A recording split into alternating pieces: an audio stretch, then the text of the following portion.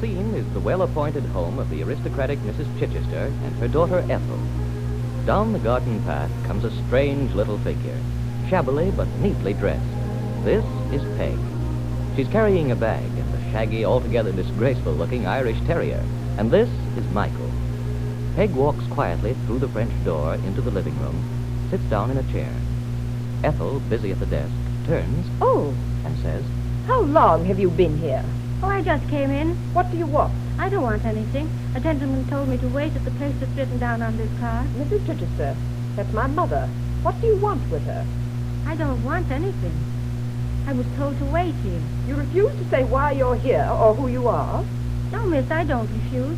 The gentleman said to me, he said, you go to the house that's written down on the card, and you and Michael, that's my dog, this one that's nestling in my lap. Shut up, shut up. You sit down at the house, and you wait there, he said. Well, the servants' quarters are at the back of the house. If you insist on waiting, do so there. Well, I'm not particular where we wait as long as we wait. They're sending us to the kitchen, Michael. Oh, no, there'll be smells there that'll be driving him crazy. Shut up, Michael, shut up.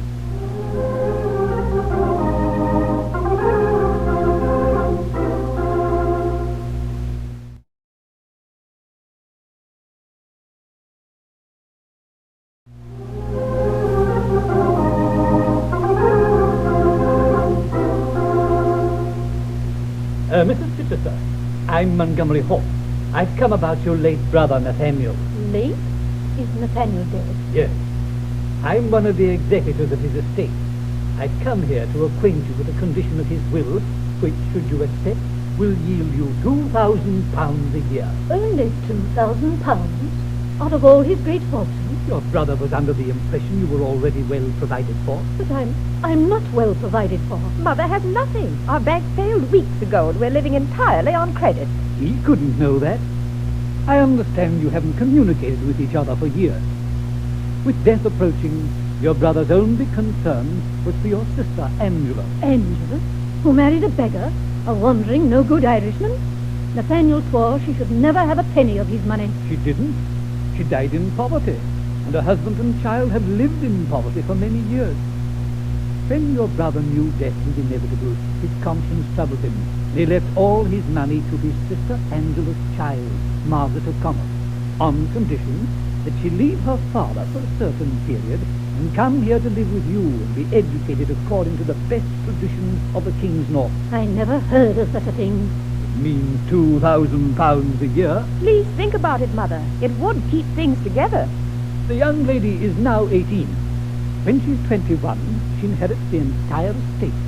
If she has responded to your training and thereby proves herself worthy of the station she will occupy. If she should be impossible, it will be returned to her father, and the money goes to different charities named in the will. Who is to decide whether it is possible to train her at all? That is left up to me and the other executor. I will call the first of every month to find out how she's progressing. Be patient with her. She was unhappy about leaving her father. He made her come here, knowing what it would mean to her future. Oh, one thing more. The young lady is not to be told of the conditions of the will unless, in the opinion of the executors, some crisis should arise. Very well. I'll do it. It will be difficult, but I'll do it. I'd like to send for the young lady, the heiress. May I ring? Where is she? She arrived from Ireland this morning. I had to call on a client, so I gave her your address and told her to come here and wait.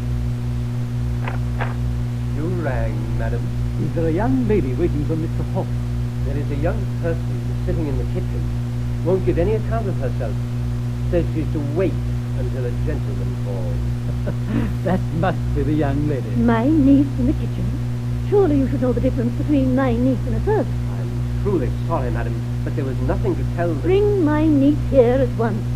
My niece in the kitchen.